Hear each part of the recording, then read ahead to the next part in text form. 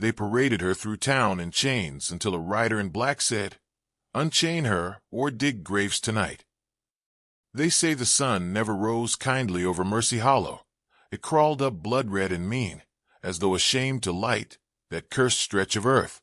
Even the wind seemed to slink low through the streets, careful not to stir up the dust too much, lest it wake something best left sleeping.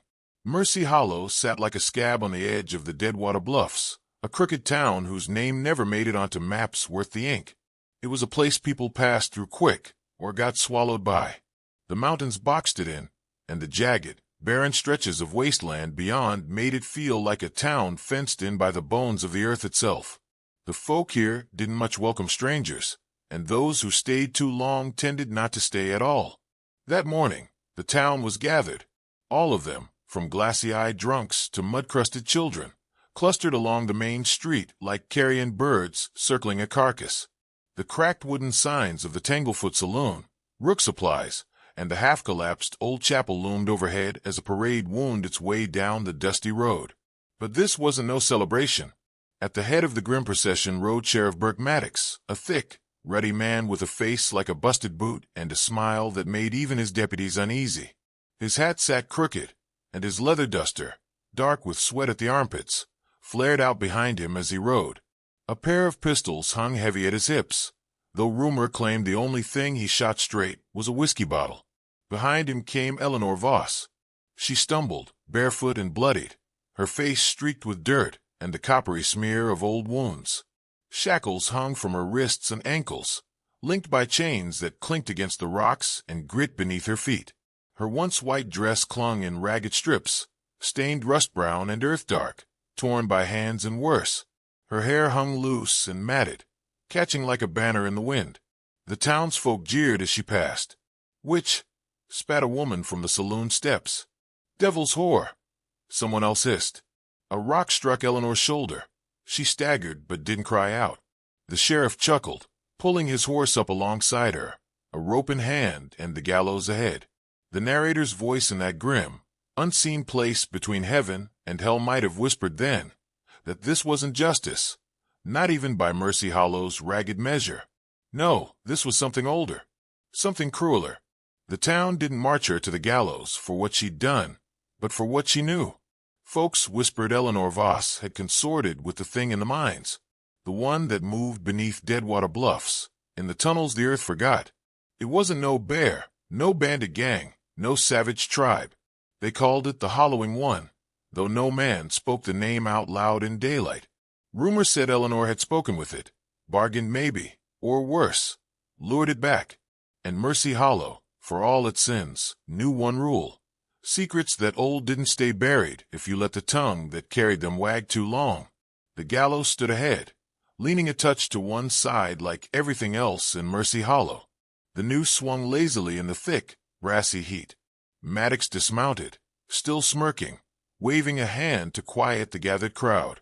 The town grew still, even the wind paused. And that's when it happened. A horse's hoofbeats, distant at first, then louder.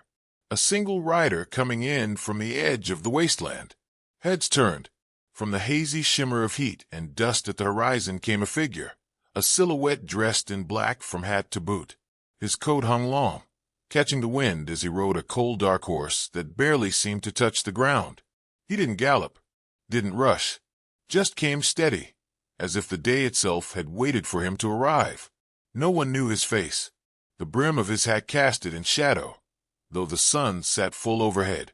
He bore no badge, no mark of man or state. His presence, somehow, pulled the color from the day. The birds in the distance fell silent. Maddox straightened, his grin faltering. He glanced at his deputies. The townsfolk shifted uneasily, casting glances toward the approaching rider like men who'd heard a death knell but didn't know whose name it told. The rider stopped at the edge of town, just where the dirt road turned to dry scrub and twisted rocks. He sat silent, one gloved hand resting on the horn of his saddle. The other held a long, ancient rifle across his lap, not new-forged steel, but something older, a weapon made in a world before this one. No one spoke. The tension snapped like a frayed rope. Maddox barked, "String her up." His men moved, dragging Eleanor toward the gallows steps.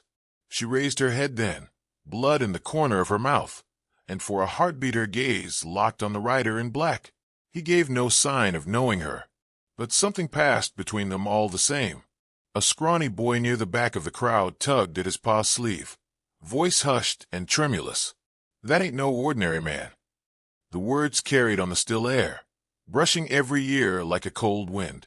And in that moment, all of Mercy Hollow knew the day wasn't done bleeding yet. The rider in black sat silent a moment longer, letting the weight of his arrival settle on Mercy Hollow like a storm about to split the earth. The wind picked up, carrying dust that stung the eyes and made the wooden signs creak against rusted chains. Then, with slow, deliberate motion, he swung his leg over the saddle and dropped to the ground. His boots hit the dirt with a dull thud. The long black coat settled around him, brushing the ground like the hem of a funeral shroud. He stepped forward, hand never straying far from the worn revolver at his hip. A single voice carried, low and clear across the distance, "Unchain her, or dig graves tonight." The words hung there, heavy as the noose swinging gently from the gallows beam. Sheriff Burke Maddox let out a harsh bark of laughter, though it didn't quite reach his eyes. "Well now," Maddox drawled, turning to his men with a grin sharp as a gutting knife. "Ain't this a sight? Some black-clad drifter thinks he's death come to call." The deputies chuckled, a thin, brittle sound. Around them, the townsfolk stood frozen, the bravado in their jeers drained away. Fear flickered in some faces, while others clung stubbornly to arrogance like a gambler to a losing hand. Maddox stepped down from the gallows platform, approaching the stranger with the easy swagger of a man who believed he held every advantage. "Look here, friend," Maddox sneered. "This ain't your business. Mercy Hollow's got its own laws, and you don't wear no star that says otherwise. Turn that horse round and ride, for you end up in a hole same as her." The rider lifted his head, the wide brim of his hat rising just enough to reveal a jagged scar across his throat, an old, cruel mark, thick and pale like a rope burn. But it was his eyes that truly turned the blood cold. Pale as bleached bone, they glinted with something not entirely human, a shine like distant lanterns in a cave mouth where no light should be. The kind of gaze a man might find staring back at him in a fevered nightmare. Maddox's hand twitched toward his pistol. He wasn't fast enough. The rider moved like smoke before fire, one moment standing, the next a blur. In a blink, he'd closed the gap. Maddox's gun never cleared its holster. A sharp crack rang out as the rider's hand struck the sheriff's wrist, disarming him without drawing his own weapon. The revolver landed in the dirt, barrel first. A murmur rose from the crowd, part awe, part terror. It was old Jonah Cricks who spoke next. The town drunk, toothless and hunched, perched on a barstool someone had dragged into the street for the hanging. His rheumy eyes narrowed, peering through a haze of bad whiskey and memory. "Holy hell!" Jonah rasped, voice cracking. "Silas Kane." The name hung in the air like a noose tightening. Jonah's mind reeled back through time, to a night 2 decades gone. The blood-soaked hills of Ash Creek, a town found in pieces come dawn. No living soul remained, only the echoes of gunfire and the tracks of things no man could name. Silas Kane had ridden out of that slaughter, one of the Confederacy's ghost soldiers. Assassin, bounty killer, breaker of men. It was said he vanished into the Deadwater Bluffs after Ash Creek, and that what came out of those caves wore his face, but carried no mortal soul. Rumor spoke of a pact, inked in blood and spoken in a dead tongue. Since then, no bullet had marked him, no knife found his flesh. He rode alone, leaving graves behind like breadcrumbs. Eleanor Voss, still bound, her lips cracked and bleeding, forced herself upright. Her eyes met Silas's, and in them was no gratitude, only fear. "Don't," she gasped. "You don't know what's in this place. It ain't them. It's what sleeps in the earth. It remembers you, Kane." Silas's gaze flickered. Not surprise, recognition. Maddox, snarling, barked at his men. "Kill him." 3 deputies raised their rifles. The street filled with thunder. And yet, none of the bullets found their mark. Some missed outright. Others veered at the last instant as though the wind itself intervened. One slug grazed the rider's coat, but left no hole. The people of Mercy Hollow had seen their share of bloodshed, but nothing like this. Silas Kane didn't flinch. He took a step forward. The heat rippled around him like waves from a forge. The deputies hesitated, uncertain. Men who'd faced outlaws and Comanche raids found their hands shaking.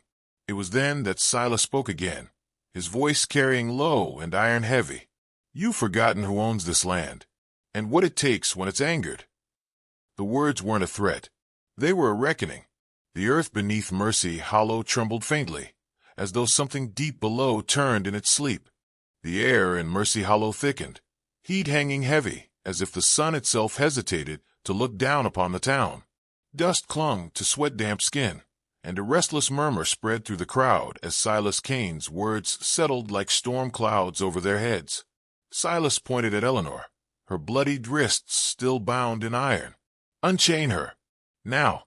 The command wasn't shouted. It didn't need to be. It carried the weight of graves and old sins.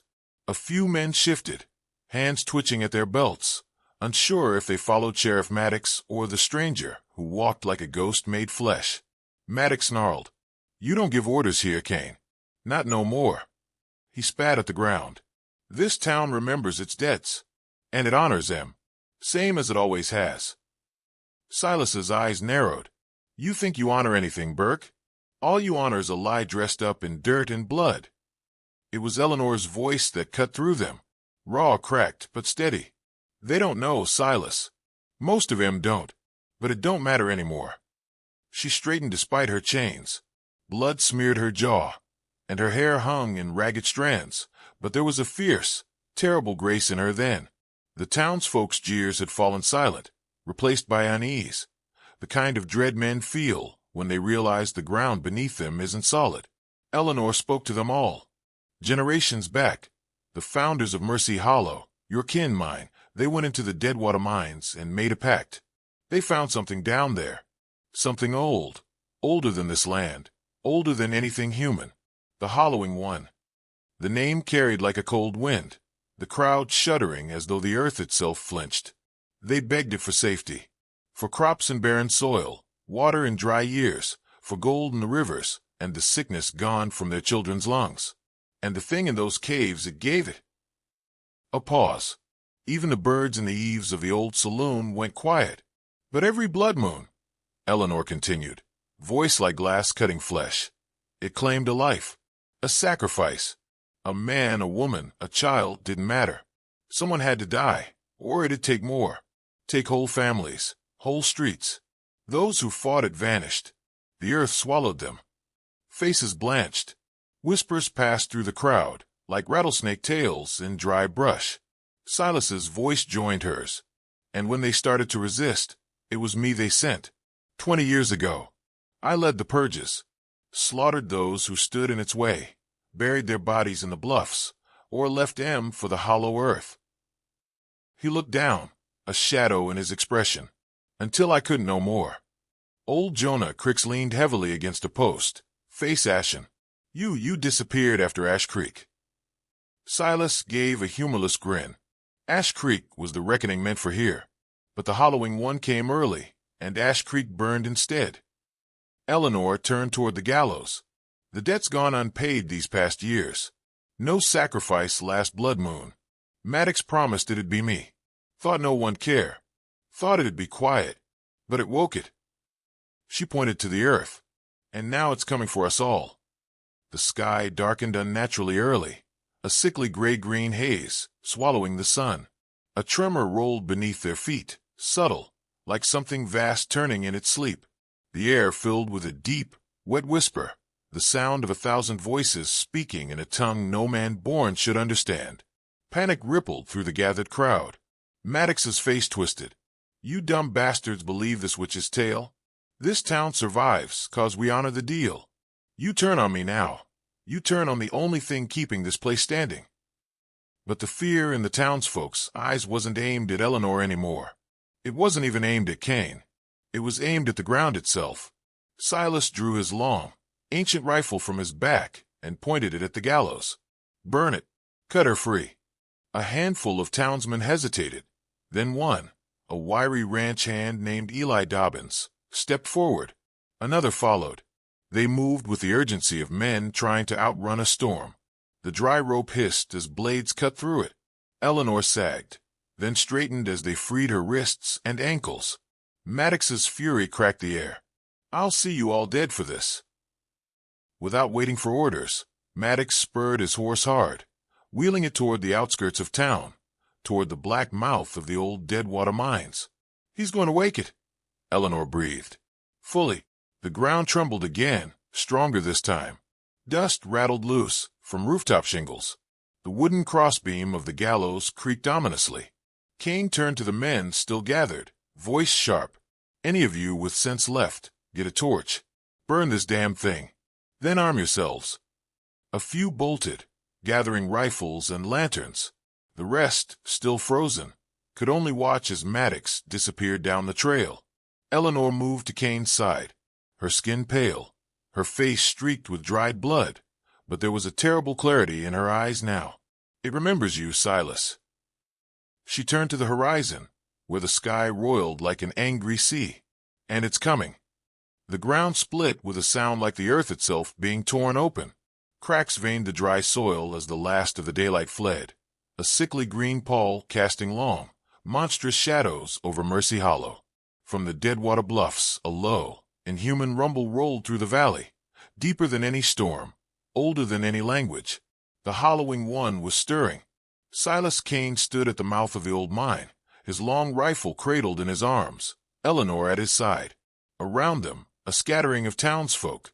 Those brave were doomed enough to stand their ground, clutched what weapons they could find: shotguns, rusted axes, hunting knives. "Hold this line," Silas growled. "Whatever comes out of there, you don't run. You run, you die tired." Eleanor's voice trembled as she spoke, not from fear, but from strain. She recited words passed from mother to daughter, old syllables that didn't belong to any tongue born of man. The words hung in the air like burning ash. The wind howled. The earth shuddered again. From the darkness of the mine, a figure emerged. It was Sheriff Burke Maddox, or what was left of him. His face was twisted, skin mottled, and stretched tight over his bones, eyes gone to glassy black pits. His flesh shimmered as though alive, with something moving beneath the surface. His mouth split in a jagged grin, teeth far too many for a human jaw. "Y'all betrayed me." The thing that wore Maddox's voice hissed. "I gave this town life, and now I'll take it back, one piece at a time." The townsfolk recoiled, horror flashing in their eyes. Without a word, Kane raised his rifle and fired. The bullet struck Maddox dead center in the chest. The sheriff staggered but didn't fall. Instead, the flesh around the wound rippled, sealing over in seconds. "Won't be that easy, Kane." The thing chuckled. A terrible sound followed, a chorus of inhuman howls, rising from the mine like the voices of the damned. From the darkness, shapes poured forth. Tall, gaunt things with stretched, corpse-like faces and bone-pale eyes. Ancient shadows, limbs too long and joints bending the wrong way. Their mouths hung open, filled with rows of serrated teeth. The town's defenders opened fire. Muzzle flashes cut through the gloom, bullets tearing into the creatures. Some fell. Most did not. Chaos exploded. Men screamed, women shouted. Some of the townsfolk turned their guns not on the creatures, but on each other, madness seizing their hearts as the hollowing one's influence took hold. Neighbors cut neighbors down, eyes wild, overcome by old grudges and ancient fear. Silas fought like a demon. His rifle barked again and again, each shot finding a mark, but it wasn't enough. The things kept coming, loping across the ground with unnatural grace, dragging men down into the cracks of the earth as the very soil seemed to open to claim them. Eleanor's chanting rose above the din, her voice hoarse but unyielding. A ring of fire flared around her and Kane, forcing back the nearest of the pale horrors. Maddox came for Silas. A guttural roar burst from the sheriff's twisted mouth as he charged, a hatchet raised high in one bloated hand. Silas dropped his rifle and drew his revolver. The two men collided like colliding storms. Kane drove his fist into Maddox's face, the impact cracking bone, but the sheriff barely flinched. Maddox's hatchet came down, nicking Silas's shoulder and drawing blood for the first time in 20 years. They grappled, boots kicking up dust and blood. Kane's revolver fired point-blank into Maddox's gut, then again into his chest. The sheriff snarled, his strength monstrous, forcing Silas to his knees. "You'll die here with me, Kane." Maddox spat. "Maybe," Kane growled, driving his knife deep under Maddox's ribs. "But you'll go first." With a final shove, Silas sent Maddox staggering back into the ring of fire. The sheriff's mutated flesh ignited like dry kindling, his screams rising above the chaos until his form collapsed into smoldering ruin. For a moment, the tide slowed. The surviving townsfolk, bloodied and desperate, circled close to Silas and Eleanor. The things from the mine hesitated at the fire's edge, shrieking in frustration. Eleanor turned to Kane, tears streaking the grime on her face. "It won't stop, Silas. Not till the pact's broken." Silas wiped blood from his mouth, then finished the rite. Her eyes darkened. "It can't be done, not without a blood price." The old deal was sealed by the blood of the one who first spilled innocent life for the Hollowing One. "And that man is you." Kane stiffened. The truth settled on him like a lead shroud. 20 years ago, he'd led the first purge, killed the first man, the first woman, the first crying child who'd begged for mercy he hadn't given. His hands were soaked in blood that no time or good deed could wash clean. He could flee. He could leave them to face the thing alone. It would follow, sooner or later, but he might outrun it for a while. Or he could end it now. Silas Kane's pale eyes locked on Eleanor's. "Do it." Eleanor shook her head, tears falling. "You don't have to. Ain't no man born outruns his own ghosts." Kane gave her a grim smile, one corner of his mouth lifting despite the pain. "I'm tired of running, girl. Finish it." And the earth rumbled once more. The storm over Mercy Hollow screamed as if the heavens themselves sought to rip the land apart. The sky hung low and sickly, streaked with red and ash, as the last of the shadows from the mine gathered at its mouth, writhing things of half-formed bone and ancient hunger. The earth groaned with every heartbeat. Silas Kane stood unmoving. His revolver hung empty at his side, his face streaked with blood and dust. Behind him, the surviving townsfolk clutched weapons in blood-slicked hands, faces pale with terror. And at his shoulder stood Eleanor, her voice raw from the ancient words she still spoke, her face streaked with tears and sweat. The Hollowing One had come for them all, and it would not be denied its due. Eleanor's chanting faltered. Her gaze found Silas's, something pleading, something aching to offer him another way. But Kane gave a grim shake of his head. "Finish it, girl." Eleanor raised the ritual dagger, not the crude blade of superstition, but a wicked thing of ancient black iron, its surface etched with runes older than Mercy Hollow itself. It was said to drink the soul of the one it struck, sealing bargains forged in blood and bone. The ground cracked open behind them, a chasm yawning wide, and from it came a roar that was not sound but feeling, a coldness that reached inside and squeezed the heart. Silas dropped to one knee, his old wound bleeding fresh. A man makes his peace, one way or another. Eleanor's hands trembled as she pressed the tip of the blade to his chest. "You don't have to carry this, Silas. Ain't about what I carry. It's about what I leave behind." He gave her a final, weary smile. "Do it." The dagger plunged home. Kane didn't flinch. Not once. The earth screamed. The shadows recoiled as if struck. The massive maw of the Deadwater mine shuddered, its supports cracking, ancient timbers snapping like dry bones. A wind howled from within, carrying voices of long-dead men and women, those claimed by the Hollowing One over centuries. The mine mouth collapsed in on itself, rock and earth pouring down in a deafening avalanche. The ground shook so violently it cast people to their knees. The thing inside howled its fury. And then silence. The storm broke. The air cleared, as though the land itself had exhaled. The sky brightened to a weary, pre-dawn gray. The unnatural clouds faded. The wind carried only dust.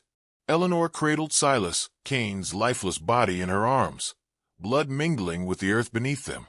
Around her, Those few still standing stared hollow-eyed at the ruin of what had once been their town.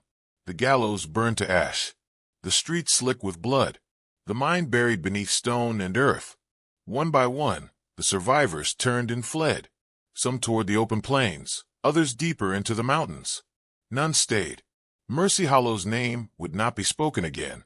The land itself seemed to close around the memory of it.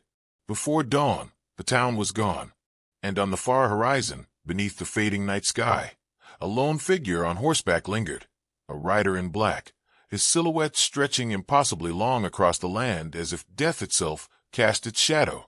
Then he too vanished. Decades later, a lone traveler, a dusty, sunburned man in a tattered coat, stumbled upon the ruins of an old shack deep in the bluffs.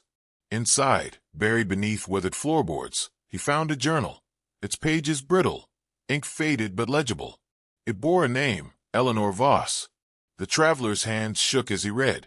The entries told the old tale of Mercy Hollow, the curse, the hollowing one, the sacrifices.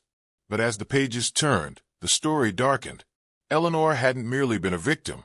She was a descendant of the town's founders, the bloodline of those who'd first summoned the hollowing one from the depths, the final bearer of a secret line sworn to serve it, or to end it.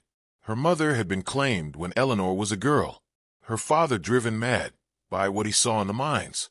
She'd waited, knowing only the one man bound by blood, sin, and earth could break the curse. Cain.